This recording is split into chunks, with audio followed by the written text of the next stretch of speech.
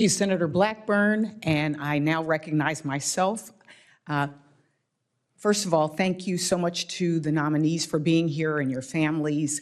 Dr. Jacob, great conversation yesterday. I didn't share with you, but I assume you know this. I represent Delaware, which is the lowest mean elevation state in the country. So for us, Delawareans are deeply, deeply concerned about rising sea levels, inland flooding, and like the rest of the country, extreme heat. It doesn't appear these things are going away. And so to me, it's vitally important, the conversation you had with Senator Kim about making sure that this is science-based and that we recognize the impacts of climate change are a priority. And as I did share, I'm concerned about cuts to NOAA. Gutting NOAA is a costly mistake that Americans will pay the price through rising home insurance rates, destroyed communities, and in some cases, their lives. And again, I hope there is a real focus on this and that NOAA gets the support that it needs. And as the ranking member of the Coast Guard Maritime and Fisheries Subcommittee, I understand the role that NOAA plays in safeguarding our marine ecosystems, supporting our coastal communities, and enforcing laws against illegal, unreported, and unregulated, or IUU, fishing. Right now, NOAA's capacity to do this work is under serious threat.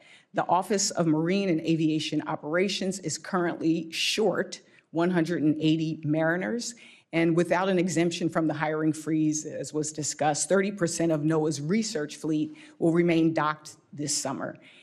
In a recent subcommittee hearing on IUU fishing, I asked the witnesses, Democrats and Republicans, what the impact of a 30% cut to NOAA's enforcement would mean for tracking and prosecuting illegal activity on the high seas, and the responses that all of them painted were very bleak.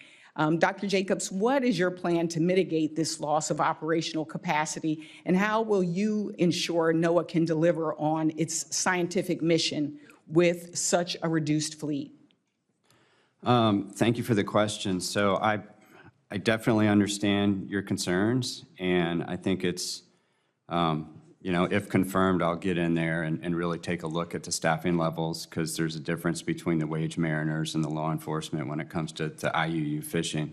And I also understand that the issue with the wage mariners and not having the hiring freeze lift is challenging, particularly in this market because it's so competitive with industry for the same jobs. So my approach, if confirmed, would be to focus on making sure that we try to get the wage mariner situation sorted out, as well as looking at other options, potentially autonomous vehicles to do certain fish surveys if we can use those instead. So would definitely appreciate working with you on this.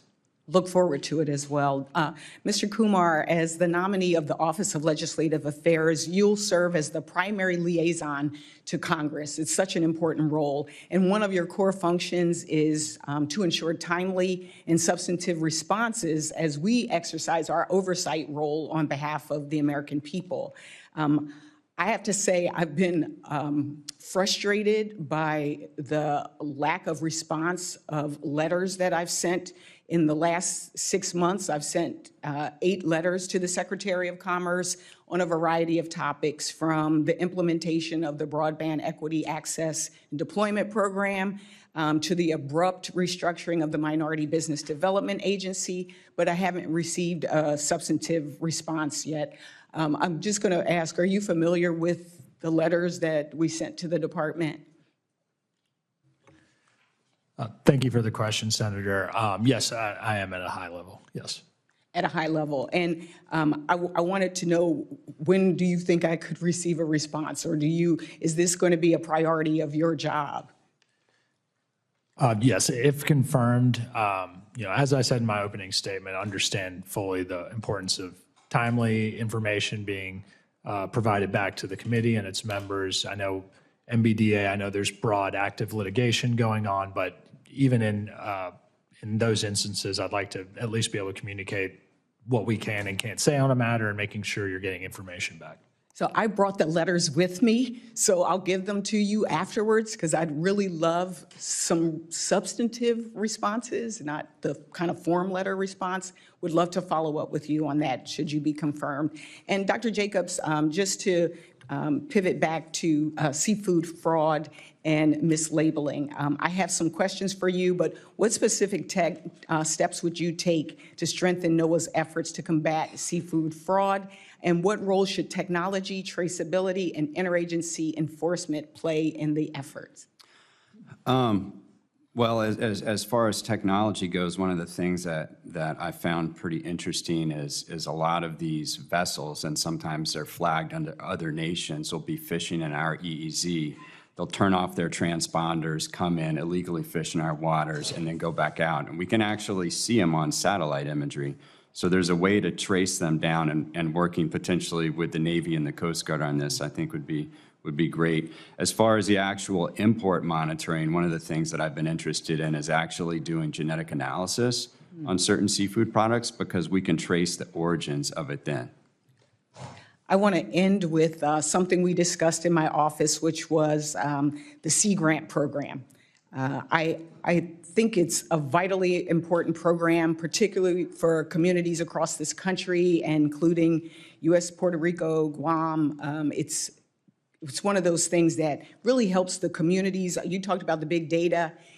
If we have the data, but people don't understand how they can apply it and use it, how it could help with economic development, how it could help with resiliency and making sure that our communities are safe, it does us no good. And so in our meeting, I was pleased to hear you say, this program is awesome. Those were your words, awesome.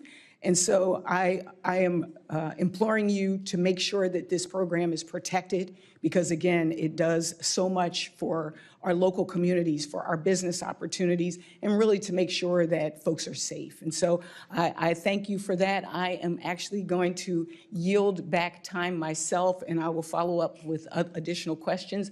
But I will now recognize Senator Capito. Thank you, Madam Chair. Thank you all for being here, for your willingness to serve.